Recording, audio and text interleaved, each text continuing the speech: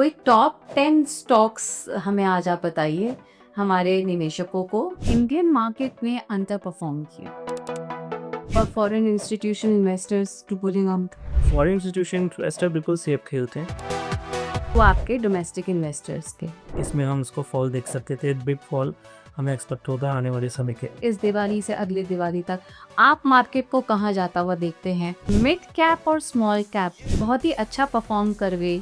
मुहूर्त ट्रेडिंग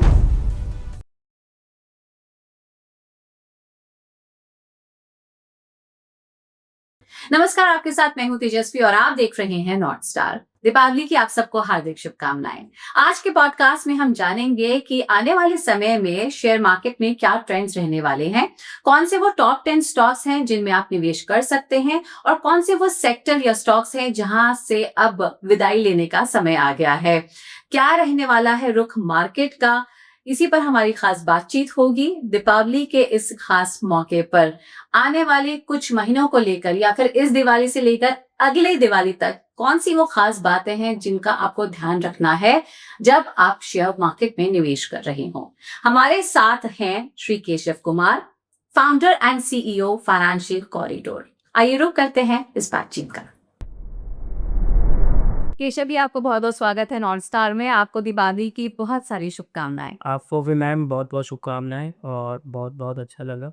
केशव जी, सबसे पहले तो मैं आपसे जानना चाहती हूँ, पिछली दिवाली से लेकर अगर हम इस दिवाली तक की बात करें, तो मार्केट, इंडियन मार्केट की बात करें तो काफ़ी फ्लैटिश रही है, स्टैग्नेंट रही है। कौन से वो मुख्य कारण हैं, 3 या 5 मेन रीज़न्स जिसकी वजह से हमने ज़्यादा मूवमेंट नहीं देखा मार्केट? देखिए मैम, आफ्टर कोविड अगर आप देखेंगे तो फ्रॉम 2022 2024 ठीक कांस्टेंट ग्रोथ मार्केट के अंदर देखी गई और उसके बाद एक करेक्शन आना तो थोड़ा बहुत लाजमी था और वो करेक्शन हमने इस साल में देखा। उसके बहुत सारे फैक्टर्स थे। इसमें हम अगर जियोग्राफिकल फैक्टर्स देखें तो यूएस का गवर्नमेंट चेंज हुआ और वहाँ पे पॉलिसीज़ बदली और पूरे वर्ल्ड मार्केट को लेके उन्होंने अपनी पॉलिसियाँ और जो टैरिफ हैं वो चेंजेस करे, जिसका इम्पैक्ट हमारी ऐसी कंट्री पे भी आना ज़रूरी था और वो हमारी मार्केट को भी इम्पैक्ट कर लिया। तो ऐसा समझ सकते हैं कि हमारे यहाँ की जो करेंसी है, जिसको हम डॉलर पे आगे इसमें देखते हैं, तो वो धीरे धीरे दबाव में आना शुरू हो गई और उसका इम्पैक्ट धीरे धीरे हमारी मार्केट पे पड़ने लग गया। एक खास बात हमने केशव जी ये भी देखी कि जहाँ पर जो इंटरनेशनल मार्केट्स हैं वो अच्छा परफॉर्म कर रही हैं, 10-15% के गेन पे, और what ever the exact figure में भी, लेकिन उसी के बनस्पत इंडियन मार्केट में अंडर परफॉर्म किया। अगर आप कंपेयर करेंगे अक्टूबर तो अक्टूबर, तो हम बिल्कुल एकदम फ्लैट लेवल पर ही हैं। बट फ्रॉम द अप्रैल जो कमिंग ईयर से हमने स्टार्ट किया, एक अच्छी ग्रोथ लेना शुरू किया है। बट ऐसा ज़रूरी नहीं है कि हम मार्केट को इंटरनेशनल मार्केट के पैरेलल चला के देखेंगे, क्योंकि हम लोगों का अब डोमेस्टिक लेवल में जो इन्वेस्टमेंट है वो बढ़ना शुरू हो गया है। तो इसको आप ऐसे भी देख सकते हैं कि जो एफआईज हैं पहले ज़्यादा इंगेज होते थे हमारी मार्केट के अंदर, लेकिन अब क्या है, डीआईज़ का थोड़ा पलड़ा भारी हो चुका है। वो अपनी इन्वेस्टमेंट देखकर करते हैं और उस हिसाब से कुछ रेगुलेटरी चेंजेस भी चल रही थी हमारी मार्केट्स में, जिसको हम देख सकते हैं। डेरिवेटिव मार्केट जो वीक एक्सपायरी का काम कर रहा था, वो धीरे धीरे सेबी ने उसको कंट्रोल किया है और जो नॉइजिंग ट्रेडर्स थे उनको बाहर किया है और मार्केट अब थोड़ा सा फ्रूटफुल और स्टेबल लोगों के लिए हो गए। पहले क्या होता था कि any one can enter into from the option और फ्यूचर ट्रेडिंग के अंदर, जिसमें हम उसको लुक्रेटिव देखते थे लेकिन बहुत ज़्यादा रिस्की हो जाता था। तो उस रिस्क फैक्टर को थोड़ा कम करने के लिए रेगुलेटरी चेंजेस आए और उससे इफ़ेक्ट ये पड़ा कि मार्केट में जो करेक्शन है वो हमने देखा पिछले 6 महीने में। अगर जनवरी से देखें टिल अप्रैल मई तक, और उसके बाद फिर जैसे ही जीएसटी में रिफॉर्म शुरू होने लगे, मार्केट ने ग्रोथ पकड़ ली है दोबारा से और आने वाले समय में इम्प्रूव देखेंगे। इस दिवाली को लेकर कौन से वो फेवरेट टॉप 10 स्टॉक्स हैं वो मैं भी आपसे पूछने वाली पॉडकास्ट में, कि बिफोर दैट आपने जिक्र किया एंड राइटली सो कि कैसे एफआईआईज जो हैं they are pulling out of the market. मुख्य कारण क्या है, क्यों हो रहा है ऐसा? देखिए, ये इंटरनेशनल मार्केट का प्रेशर है और इनसिक्योरिटी है। जैसे कि आपको पता है कि टैरिफ लग रहे हैं और जब से ट्रम्प जी ने टैरिफ लगाए हैं, वो टैरिफ डिफरेंट डिफरेंट कंट्रीज़ पे जा रहे हैं, जिसका इफ़ेक्ट ये आ रहा है कि वो एक्सपोर्ट नहीं कर पाए और इन्वेस्टर को भी थोड़ा-सा सेफ़ली फ़ील नहीं हो रहा है कि जिस तरीके के टैरिफ्स मार्केट के अंदर आ रहे हैं उसके हिसाब से लाइक सपोज अभी रिसेंटली उन्हें देखा चाइना पे 100% टैरिफ बढ़ा दिया गया। उसके अलावा इंडिया पे खुद टैरिफ लग चुके हैं अच्छा खासा, और यूरोप में 15% टैरिफ चल रहा है। तो क्या खाली टैरिफ ही एक कारण है, या फिर आप और भी कोई मुख्य कारण देखते हैं for foreign institution investors to pulling up? कि फॉरेन इंस्टीट्यूशन इन्वेस्टर बिल्कुल सेफ खेलते हैं और उनको अगर अनसर्टेनिटी दिखेगी तो वो उस एसेट में जाना प्रेफर करेंगे जहाँ पे सर्टेनिटी दिखे और जहाँ पे स्टेबिलिटी रहे और रिटर्न में ग्रोथ रहे। तो उनको अभी लुक्रेटिव गोल्ड और सिल्वर ज़्यादा रखता है कंपेयर टू इक्विटी। तो हमारी मार्केट से पुल आउट करना मनी लाजमी है कि उन लोगों ने किया। अगर आपने ज़िक्र किया कि जो डीआईज़ हैं एंड राइटली सो, जो डोमेस्टिक इन्वेस्टर है दे सेव द डे एक्चुअली, जहाँ पे हम बात कर रहे हैं कि फ्लैटिश रही है मार्केट पिछली दिवाली से इस दिवाली तक, या आपका अंडर परफॉर्म कर रही कि in comparison to the international market, Indian market, लेकिन जो डटी रही इंडियन मार्केट या जिसको बचाया वो आपके डोमेस्टिक इन्वेस्टर्स के। क्या लगता है आपको उनका रेजिलियंस कब तक रहेगा, कब तक वो डटे रहेंगे, या फिर अब वो टाइम आ भी सकता है जहाँ पे कोई दूसरी एसेट क्लास में कहीं शिफ्ट ना कर जाए? नहीं देखिए कहीं न कहीं इक्विटी बेस तो अच्छा स्ट्रॉन्ग बना हुआ है हमारा, और जैसे ही मार्केट में एक फॉल आता है तो डीआईज़ एक्टिव हो जाते हैं, और ख़ासकर जो आजकल हम कह सकते हैं एचएनआई क्लाइंट्स हैं वो भी एक्टिव हो जाते हैं जिनको हम लार्ज इन्वेस्टर कह सकते हैं। तो उस हिसाब से मुझे नहीं लगता कि वो डिफरेंट मार्केट्स में एकदम से शिफ्ट होंगे। बट ये ज़रूर है कि जब करेक्शंस आते हैं तो उन लोगों को भी समय रहते वेट करना पड़ता है कि बॉटम लेवल कब मिलेगा और वो फिर उसके अंदर एंटर करेंगे। तो डीआईएस की ने ही मार्केट को अभी बचा रखा है। एफआईज़ के भरोसे अब हम लोग नहीं चल रहे हैं, वो आज से तो 3-4 साल पहले चलते थे। क्या ये अच्छा है?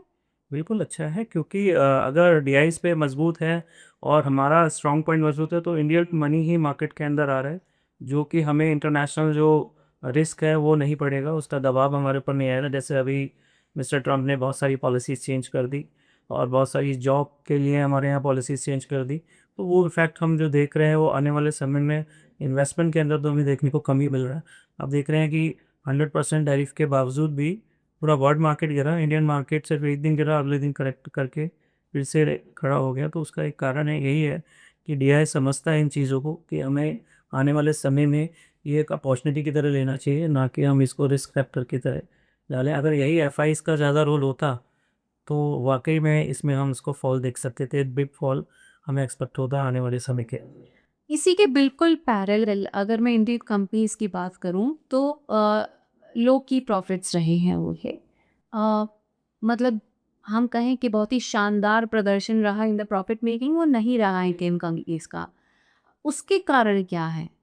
उसके बहुत सारे कारण हैं, अगर हम देखें तो मैन्युफैक्चर लेवल पे और सर्विस लेवल पे हमारी जो ग्रोथ है वो स्टैग्नेट हो गई है। और उसका कारण है कि गवर्नमेंट को time to time policy change करने की ज़रूरत है, जो कि अभी आपने देखा जीएसटी में रिफॉर्म आए। गवर्नमेंट को फील हुआ कि अगर हमने रिफॉर्म नहीं किए तो इंडस्ट्री में प्रॉब्लम आना शुरू होगी। और जैसे कि जियो इकोनॉमिक फैक्टर्स हैं, जो टैरिफ के चेंजेस आए हैं उसका इम्पैक्ट हमारी इंपोर्ट एक्सपोर्ट पॉलिसीज़ पे पड़ा और बिजनेसेस को दबाव में लिया गया और उनके बहुत सारा लॉसेस भी हुआ है। और वहीं हम एग्रीकल्चर लेवल पे भी देखें तो हमें लॉसेस हुए हैं, वेदर का बहुत बड़ा इम्पैक्ट हमारे ऊपर आया। तो वो सारे फैक्टर्स जो हैं वही मार्केट में दबाव डालते हैं, जिसकी वजह से जो रिटर्न्स हम एक्सपेक्ट कर रहे थे वो नहीं मिल पाए हैं। बट आने वाले टाइम में मुझे लगता है बहुत अच्छी अपॉर्चुनिटी खड़ी है। हमने इंडियन कंपनीज की बात की, डीआईज की बात की, मिड कैप और स्मॉल कैप बहुत ही अच्छा परफॉर्म कर गई।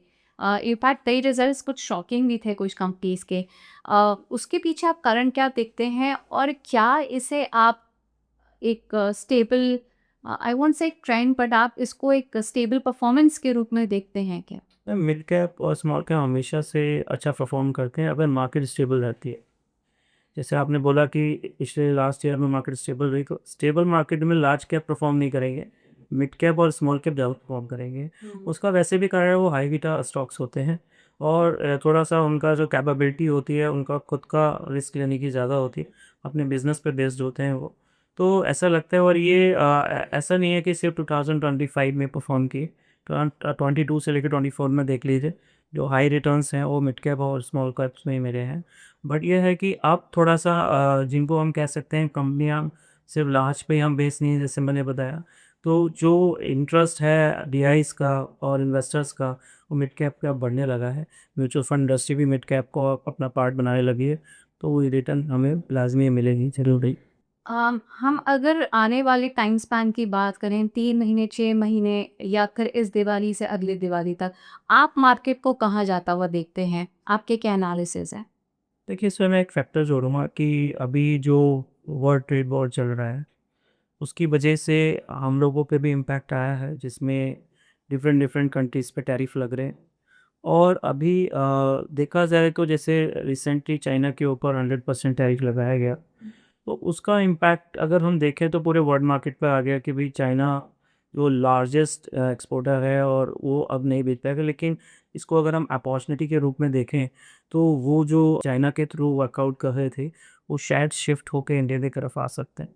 तो मैं इसको एक अपॉर्चुनिटी देखूंगा कि अगर मैन्युफैक्चर लेवल पे हम लोग काम करते हैं, अपना स्केल को काम करते हैं, क्वालिटी पे काम करते हैं, तो जो बिजनेसेस चाइना से वर्कआउट हो रहा था यूएस के लिए या अदर कंट्री के लिए, वो सबऑर्डिनेट में अब हमें इंडिया में मिल सकता है, बशर्ते इंडिया उसके लिए तैयार हो। तो आने वाली टाइम पे मुझे 3 से 6 महीने साल भर के अंदर अच्छी ग्रोथ देखने को दिख सकती है इंडियन मार्केट के अंदर, अगर मैन्युफैक्चरिंग लेवल पे काम होता तो इससे बराइडर रैंक के अगर क्वालिटी है। और मैन्युफैक्चरिंग लेवल पर अगर हम स्केल पे भी काम करना बहुत ज़रूरी है, क्योंकि हमने इंटरनेशनल लेवल स्केल अभी इतना नहीं देखी बहुत सारी कंपनियों। बड़ी कंपनी की बात करूँ, रिलायंस हो गया या अडानी हो गया, दे कैन जज एंड कर सकते हैं उसको कंट्रोल। बट जैसे अभी हमने मिड कैप की बात करी, तो अगर छोटी कंपनीज को रोल मिलेंगे कि हमें बाहर जाके भी एक्सपोर्ट्स पे काम करना है, तो उनको अपना स्केलिंग, क्वालिटी और लाइसेंसिंग इन सब पे काम करना पड़ेगा। क्योंकि मैं अभी आपकी बात सुनते हुए यही सोच रही थी कि जब हम अपने स्किल्स, क्वालिटी और मैन्युफैक्चरिंग को अपग्रेड करने की बात कर रही हैं, ये शायद प्रोसेस थोड़ा पेचीदा भी हो और थोड़ा लंबा भी हो। लेकिन हम होराइज़न में 1 साल देख रहे हैं, 6 महीने, 3 महीने। तो आपको क्या यहाँ पे कोई तालमेल हम बिठा पाएँगे to what is required to do और हम मार्केट को कहाँ देख रहे हैं या देखना चाहते हैं? देखिए, आने वाला जो मार्केट में अगर आप देखेंगे कि जो करंट हाई लगा है वो तो ब्रेक होना अब शुरुआत है कि वो ब्रेक होगा, ब्रेक होने के लेवल पे खड़ा। तो मुझे निफ्टी के हिसाब से देखूँ तो 27,000 अभी टारगेट दिखता है।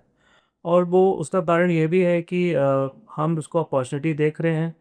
जो 125% टैरिफ देखा जा रहा है ट्रम्प जी के द्वारा चाइना के ऊपर, मैं तो उसको 125% अपॉर्चुनिटी फॉर इंडिया देखता हूँ, अगर इंडिया उसको ग्रैब कर लेता है तो। और उस अपॉर्चुनिटी के हिसाब से हम आने वाले साल में 100% जो है न्यू हाई और प्लस 27,000 के लेवल्स को देखेंगे।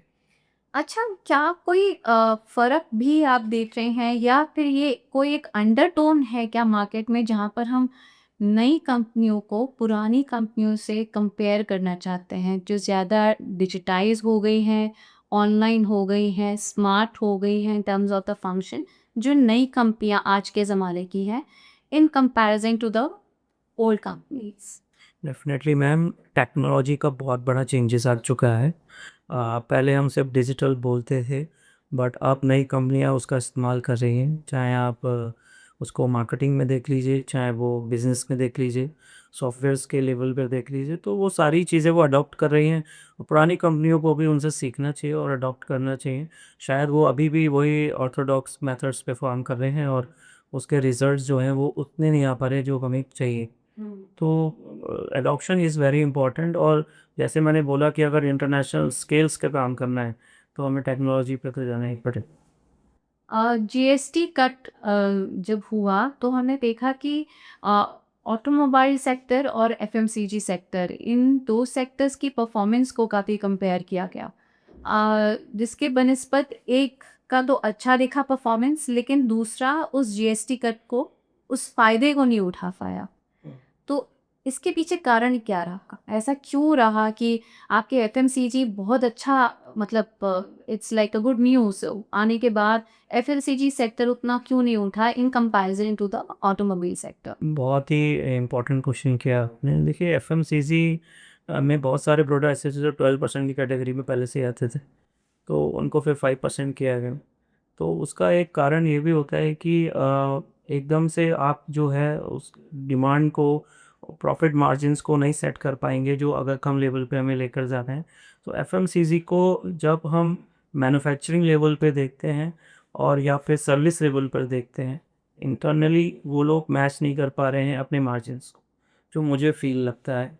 क्योंकि मार्जिन्स इज़ अ की रोल फॉर द एफएमसीजी। पहले लेकर जाता है कि हमें स्केलिंग पे काम करना है, सेल्स ज़्यादा करनी है, लेकिन वो तब था कि जब उनको एक कंट्रोल्ड जीएसटी देना पड़ रहा था। लेकिन जैसे ही जीएसटी का रोल कम हुआ है, तो ये एफएमसीजी सेक्टर वाले भी समझ पा रहे हैं कि अब उनको जो जीएसटी है वो कम लेना है और उसके साथ अपने मार्जिन को भी डिवाइड करना पड़ेगा। तो वहाँ वो कंट्रोल नहीं कर पा रहे हैं, उसका एक मेन फैक्टर आ गया, जो कि ऑटोमोबाइल में नहीं दिखा क्योंकि वो सीधे 28 से 18 पर आए। अगर हम सेक्टर्स की बात करें तो आपको क्या लगता है अभी आने वाले समय में ये जो फेस्टिव सीजन है और फेस्टिव सीजन के बाद भी इन द लॉन्ग टर्म कौन से वो सेक्टर्स हैं, अगर हम 5 या 10 सेक्टर्स की बात करें जो कि अच्छा परफॉर्म करने वाले हैं, या अगर आपका निवेश है तो शायद अभी समय हो कि आप खुला उठ भी कर सकें। सेक्टर बताने हैं, स्टॉक्स भी बताऊँ? स्टॉक्स का सस्पेंस हमने अभी बना रखा है ताकि हमारे दर्शक एंड में इस सरप्राइज को जरूर सुनकर जाएं। लेकिन पहले मैं आपसे सेक्टर्स सुनना चाहती हूँ, आपकी नज़र में आने वाले समय में आपका क्या व्यू है सेक्टर्स को लेके। देखिए, मेजर सेक्टर्स तो जो हैं वो ऑटोमोबाइल है, जिसमें बहुत ज़्यादा रिफॉर्म्स हो रहे हैं, चेंजेस आए हैं। और इसके अलावा फार्मा सेक्टर पे अच्छा देखा जा सकता है। जैसे मैंने बताया कि इंटरनेशनल बिजनेसेस की उम्मीद हमें ज़्यादा है और ऑलरेडी फार्मा सेक्टर ने अपनी पकड़ बनाई हुई है बाका। तो हमें वहाँ से बिजनेस में मिलने की उम्मीद है। मैन्युफैक्चरिंग पे भी हमें काम कर सकते हैं और capital goods sector is very good. Defence sector पे काम किया जा सकता है क्योंकि कहीं ना नहीं हम लोगों को डिफेंस में भी एंटर मिल गया है और डायरेक्टली इनडायरेक्टली हमें उसके बिजनेस को भी देखा जा रहा है। इसमें कुछ स्टॉक्स हैं जो मैं आपसे डिस्कस करूँगा, ये आप जो क्वेश्चन का। इसके अलावा अगर मेजर सेक्टर में मैं देखता हूँ तो ऑयल सेक्टर भी है, इसके अंदर ग्रोथ देखी जा रही है। रिलायंस इज़ वेरी गुड जो कर रहा है। और इसके अलावा आप जो है ऑटोमोबाइल्स में भी जो स्पेयर पार्ट्स इंडस्ट्री है उस पर भी हम वर्कआउट कर सकते हैं, जो कि मिड कैप्स में आपको मिलेगी डॉक्टी। अभी जो समय है या आ रहा है ये आपका दिवाली त्योहारों का और इसके बाद का जो समय है, या ये कह सकते हैं कि इस दिवाली से लेकर अगली दिवाली तक कुछ 5 चीज़ें जिसका ध्यान ज़रूर रखे एक रिटेल इन्वेस्टर। देखिए, दिवाली एक एक इवेंट है जिस पे हर किसी को होता है। मैं तो ये कहता हूँ कि जिसने अभी तक ट्रेडिंग नहीं शुरू करी है, इन्वेस्टमेंट शुरू नहीं किया, को दिवाली से अपनी मुहूर्त शुरू कर सकता है। तो उनको समझना चाहिए कि ये एक शुभ मुहूर्त भी है और एक फेज़ भी है कि अगर आपको चाहिए कि आपको मार्केट सूट करे तो वो एक टाइम आपके लिए बना हुआ है कि उसमें आप अपनी ट्रेडिंग जर्नी स्टार्ट कर लें। अच्छा। तो फर्स्ट ऑफ ऑल तो आपको सबसे पहले समझना है कि भेड़ चाल में नहीं जाना है। रिस्क इतना नहीं टॉलरेट कर सकते तो वो नहीं लीजिए, कम से कम रिस्क में डालिए। और रिस्क कम करने का सबसे सीधा और सरल उपाय है कि आप क्वांटिटी मिनिमम से स्टार्ट करिए। तो ये तो पहला रूल है कि मिनिमम क्वांटिटी से अगर आप मार्केट में जाएंगे तो आपको रिस्क कम लगेगा। कुछ लोग क्या करते हैं, एंटर ही बड़ी क्वांटिटी से या बड़े लिवरेज से करना शुरू कर देते हैं। हाँ, सेकंड पॉइंट है कि लिवरेज बिल्कुल ना लें। अगर आप इन्वेस्टर बनना चाहते हैं तो आप मान लीजिए कि अगले 5 साल as a trading journey, investment journey, leverage का पैसा मैंने यूज़ नहीं करना है। जो भी पैसा मेरे पास है मुझे उसी को लगाना है और उसी में ही परसेंटेज ऑफ रिटर्न्स देखने हैं। And you compare the return with the economic return, banking return, उनसे कंपेयर करिए। अगर आप उनसे बेटर कर पा रहे तो आप वाकई में अच्छे रिटर्न्स कमा पाएंगे। अब ये मत सोचिए कि मैं मंथली डबल कर लूँगा या ऐसा कर लूँगा, इन तरीके की चीज़ों में ना जाए। सिर्फ कंपेयर करना है कि अगर इकनॉमी हमें 6, 7, 8% देती है तो हम उससे ज़्यादा अगर कमा लेते हैं, 12% निकाल लेते हैं हम साल का, तो बहुत अच्छे रिटर्न्स कमा पा रहे हैं। इसके अलावा आप लोगों को थोड़ा सा नॉलेज लेनी चाहिए। आजकल तो बहुत सारे इंस्टीट्यूट्स हैं, उसके अलावा यूट्यूब है, इंस्टाग्राम है, बहुत सारे माध्यम हैं जिसके थ्रू बुक्स हैं। आप उसको पढ़िए और उसको पूरा पहले मार्केट के एनवायरनमेंट को समझिए और उसके बाद ही इन्वेस्टमेंट करें। किसी की राय के तभी पैसा लगाएं जब वो सीनी रजिस्टर्ड हो और वो समझ पाएँ कि जो एडवाइज़री है वो भी किस तरीके से यूज़ करनी है। उसके लिए भी आपको थोड़ा सा नॉलेज होना चाहिए। ऐसा नहीं है कि आप किसी की भी राय को एकदम से इस्तेमाल कर लें, उसको परखें, समझें और उसके बाद इन्वेस्ट। आपने मुहूर्त ट्रेडिंग का ज़िक्र किया कि बिगिनर्स के लिए अच्छा मौका हो सकता है to take entry in the market. अक्सर एक्सपर्ट्स ये कहते हैं कि मुहूर्त trading more of a ritual हम सब करते हैं, और क्योंकि नए संवत की शुरुआत होती है 2082 में हम सब अब एंटर करेंगे इस दिवाली से। एक बात जो एक्सपर्ट्स कहते हैं, जो मैं आपसे कहना चाह रही थी और पूछना भी चाह रही थी, कि मुहूर्त ट्रेडिंग काफ़ी वॉलेटाइल कंसिडर की जाती है। It is more of a tradition, क्योंकि यहाँ पर देखा गया है कि जो आपकी एक्टिविटी है वो बहुत ज़्यादा कंसंट्रेटेड है और वॉल्यूम थिन है। तो because of this volatile nature जो एक्सपर्ट्स मानते हैं मुहूर्त ट्रेडिंग का, आपकी क्या टिप है इन्वेस्टर्स के लिए जो मुहूर्त ट्रेडिंग में दे ट्रेडिंग? पुराने इन्वेस्टर्स ही होंगे, बट कोई एक आध बात जो आप ही एज एन एक्सपर्ट कहना चाहते हैं हम सबसे। देखिए, मोनो ट्रेडिंग 1 घंटे की ट्रेडिंग है, तो वॉलेटाइल तो लाजमी होगी, सबको लेना है उस समय। तो जब सब परचेजिंग करेंगे, सेलिंग करेंगे, तो ऐसा होगा।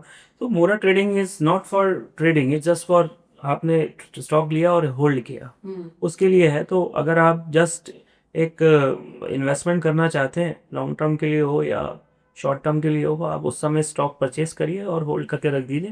That is a mono trading. और वो नहीं है कि आपको उसी दिन बहुत सारे पैसे कमाने हैं या फिर उसी दिन आपको जो है नंबर ऑफ ट्रेड्स लेने हैं, ऐसा कुछ नहीं है मोनेट ट्रेडिंग में।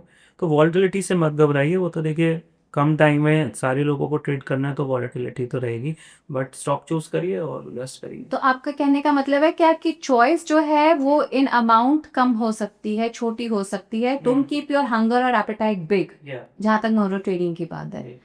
अब हम अपने फेवरेट सेक्शन पर आ जाते हैं। इस दिवाली और आने वाले महीनों में, फेस्टिव सीजन से लेके जो बाकी के महीने हैं, कोई टॉप 10 स्टॉक्स हमें आज आप बताइए हमारे निवेशकों को, जिनमें निवेश करने पर वो सोच सकते हैं। हम्म, मैं टॉप 10 स्टॉक्स आपको बताता हूँ, जिसमें कुछ मेरे फेवरेट स्टॉक्स भी हैं। जिसमें मेरा one of the favourite stock है भारत इलेक्ट्रॉनिक, जिसको भी ईएल कहते हैं, और बहुत अच्छा स्टॉक है और स्टेबल रिटर्न्स दिए हैं, और डिफेंस सेक्टर का स्टॉक है। तो मैं कहूँगा आप एक बार इसको समझें, परखें और उसके बाद एनालिसिस करके इसको उठाएं। डीएलएफ भी मुझे अच्छा स्टॉक लगता है और अच्छा वर्कआउट है उनका, लैंड बैंक अच्छा है और अच्छे रिटर्न्स निकालता है। इसके अलावा ग्रीन एनर्जी पे आजकल फोकस है लोगों का, तो मैं कहूँगा अडानी ग्रीन, इस पे भी आप फोकस कर सकते हैं। इसके अलावा छोटे स्टॉक्स है, जैसे आपने कहा था कि फार्मा में जाना है, तो डॉक्टर रेड्डी हो गया, लुपिन हो गया, सन फार्मा हो गया, क्योंकि मुझे लगता है कि जियोपॉलिटिक रीजंस की वजह से इनको फ़ायदा मिलेगा। तो इन स्टॉकों पे भी आप एंटर कर सकते हैं। इसके अलावा अगर आपको लगता है कि मेरे को बड़े स्टॉक्स में ही रहना है, लार्ज कैप में थोड़ा कम रिस्क लेना है, तो रिलायंस और अडानी फेवरेट स्टॉक रहेंगे। अडानी इंटरप्राइजेस ऑलवेज विन रहता है, रिलायंस अच्छा है। एक स्टॉक और आजकल मार्केट में चल रहा है जस्ट कॉल्ड जियो फाइनेंशियल, क्योंकि ते लार्जली प्रोजेक्ट गैदर करते चले जा रहे हैं, और मुझे लगता है आने वाली रेस का लंबा घोड़ा जो दिखता है वो मुझे जियो फाइनेंशियल लगता है, तो उसमें भी आप इन्वेस्टमेंट देख सकते हैं। आपने ग्रीन एनर्जी की बात की, और काफ़ी बात हो रही है ग्रीन एनर्जी को लेके, उसके नाते आपने हमें स्टॉक भी बताया। डिफेंस सेक्टर को लेकर भी आए दिन चर्चा होती रहती है। बॉर्डर पर टेंशन होती है तो ये काफ़ी चर्चित होने लगता है। हम अपने आर्मर में क्या क्या प्रोक्योर कर रहे हैं एज अ कंट्री, उस पर भी बात होती है टाइम एंड अगेन। क्या आपको लगता है कि डिफेंस है या फिर इंफ्रास्ट्रक्चर है, अ, इनमें कुछ ग्रोथ देखने को मिल सकती है, या फिर फिलहाल के आप इन्हीं का ही स्टैग्नेशन पे देख रहे हैं?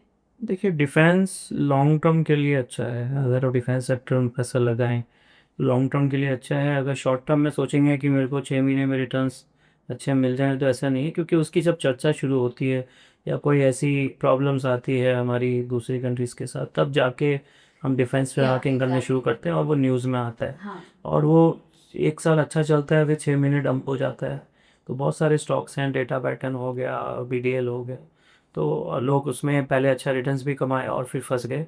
तो मैं यही कहूँगा कि जब आपको लगे कि कुछ ऐसी वर्ल्ड वॉर टेंशन आ रही है, तब आप डिफेंस की तरफ जाना शुरू करिए, और जब तक वो न्यूज़ चलती रहेगी, उन सेक्टरों में वर्किंग भी होती रहेगी और आपको पैसा मिलेगा, अदरवाइज़ अगर स्टेबल इकोनॉमी दिख रही है और कोई ऐसी प्रॉब्लम हमें इकोनॉमी में नज़र नहीं आ रही है, तो कुछ एक आध स्टॉक है। मैं BEL का नाम क्यों लिया था, वो इलेक्ट्रॉनिक प्रोडक्ट्स पे ज़्यादा डील करता है, तो मुझे लगता है कि वो जनरल मार्केट को भी आपको वर्क रिटर्न दे सकता है। ज़रूरी नहीं है कि हमें सिर्फ डिफेंस का ही सोचना है उसके ऊपर।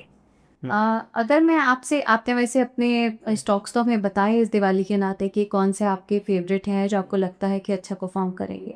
अगर मैं सिर्फ किसी एक स्टॉक को पिक करने के लिए आपको कहूँ, जो आपने बताए हैं उसके अलावा जो आपको लगता है कि ये ज़रूर आपकी किटी में होना चाहिए।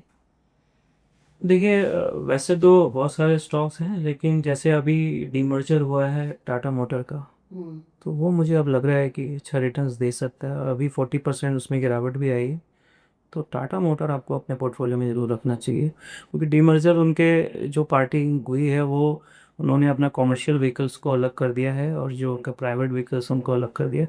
तो अब लगता है दोनों सेगमेंट पे अलग जो मैनेजमेंट बॉडी है वो काम करेगी, जो कि पहले मिक्स हो जाता था तो पता नहीं चल पाता था कि किसका रिटर्न ज़्यादा है। तो टाटा मोटर्स को मैं कहूँगा कि वैल्यू पे करना चाहिए। ये बात हुई बाइंग की। आपके फेवरेट स्टॉक्स और सेक्टर्स जहाँ पे आपको लगता है कि इस समय निवेश किया जा सकता है, क्या एहतियातन आप कोई स्टॉक या सेक्टर मेंशन करना चाहते हैं हमारे दर्शकों को या इन्वेस्टर्स को, जिस पे उन्होंने शायद निवेश कर रखा हो लेकिन अभी टाइम है सेल करने का? देखिए मैं ये कहूँगा कि जब मार्केट में ग्रोथ आना शुरू हो जाती है तो FMCG जो है वो स्टेबल हो जाता है, और जो मार्केट गिरती है तो FMCG में रिटर्न्स आना शुरू हो जाते हैं। तो आप FMCG से निकलने का रहेगा, तो मैं कहूँगा वहाँ से निकल के वो पार्किंग के लिए एक सेक्टर होता है, वहाँ से निकलिए और ग्रोथ स्टॉक्स में जाइए, जी। तो आपको अच्छे रिटर्न्स मिलेंगे। तो वो एक सेक्टर है जो अब आपको स्किप कर देना चाहिए। ऑन अ कंक्लूजन नोट, आपके गोल्डन वर्ड्स, आने वाले जो महीने हैं दिवाली से लेकर अगली दिवाली तक, कोई एक बात जो आप हम सबसे कहना चाहते हैं? देखिए मैं यही कहूँगा कि इन्वेस्ट करिए, चाहे जिन लोगों को कम नॉलेज है और वो स्टार्ट करना चाहते हैं तो वो म्यूचुअल फंड और ETF से स्टार्ट करें। आपके पास बैंक अकाउंट है, UPI है, आप देखिए, थोड़ा सा सर्च करिए और कोई भी आदमी इन्वेस्ट करना शुरू कर सकता है। आप देखेंगे US के अंदर लगभग 72% पीपल उनके जो इकनॉमी है उसका वो इन्वेस्टमेंट करते हैं, और हमारे यहाँ अभी ये रेशियो बहुत ही कम है। तो मैं चाहूँगा कि हर किसी को समझना चाहिए, ज़रूरी नहीं है रिस्क में जा रहे हैं, बहुत ही लिमिटेड रिस्क वाली चीज़ें भी मार्केट में अवेलेबल हैं। आप ग्रोथ फंड में जाइए, आप सेक्टर फंड में जाइए और वहाँ पे इन्वेस्ट करिए, डेट फंड में जाइए। थोड़ा सा सोचिए उस चीज़ के बारे में, और जिन लोगों को नॉलेज है मैं उनसे कहूँगा कि वो अपनी रिसर्च को स्ट्रॉन्ग करें। और सबसे गोल्डन वर्ड बोलूँगा, आपसे बेटर रिसर्च और अच्छी एनालिसिस कोई नहीं कर सकता अपने लिए, आपको खुद करनी होगी, कोई दूसरा आपको नहीं दे सकता। यही चीज़ है, कंक्लूजन। तो बेटर ये है कि हम अपने आप को इक्विप स्किल करें विद नॉलेज। अपने आप को स्किल करें और उस चीज़ के लिए आप नॉलेज लें, ना कि आप भरोसे होके बैठें कि सामने वाला देगा। क्योंकि देखिए बाहर की इकोनॉमी में ज़रूर ऐसा होता है कि वहाँ के लोग प्रोफेशनल्स को हायर्स करते हैं, बट हमारे यहाँ बचपन से ही हमें फाइनेंशियल और ये सब चीज़ों की नॉलेज दी जाती है। तो we are already perfect about the कि प्रॉपर्टी में कैसे पैसा डालना है, FD में कैसे डालना है। तो शेयर मार्केट को भी आपको अपने पोर्टफोलियो में ऐड कर देना चाहिए। अब एक्सेप्ट करना चाहिए मेरे हिसाब से, जो लोग अभी कतराते हैं वो कतराना बंद कर देना चाहिए और एक्सेप्ट करना चाहिए, और हो रहा है। मैं एजुकेशन फील्ड से हूँ, तो पहले पेरेंट्स जो होते थे मना कर देते थे स्टूडेंट को इस लाइन में नहीं जाना, बट अब खुद पेरेंट्स आते नहीं मेरे बच्चों को ये सिखाओ। तो ये होना धीरे धीरे शुरू हुआ है, और अभी भी जिन लोगों को लगता है कि ये रिस्की है, ऐसा कुछ नहीं है। बहुत सारे लोग उससे पैसा कमा रहे हैं और इन्वेस्टमेंट कर रहे हैं, ना आपको भी करना चाहिए। केशव जी, आपने अपना वैल्यूबल टाइम निकाला और हमारे साथ इस खास मौके पर जुड़े हैं, उसके लिए आपका धन्यवाद। Thank you so much. Thank you. So keep making profit. हमारी शुभकामनाएं आपके साथ कि आप मार्केट्स में, बाजार में खूब मुनाफा कमाएं, धन वर्षा हो आपके घर इस दीपावली और हर दीपावली। उम्मीद है आपको हमारी ये बातचीत पसंद आई होगी। लाइक शेयर सब्सक्राइब करना ना भूलें। अगले पॉडकास्ट में आपसे फिर मिलते हैं, तब तक के लिए दीजिए इजाजत। नमस्कार।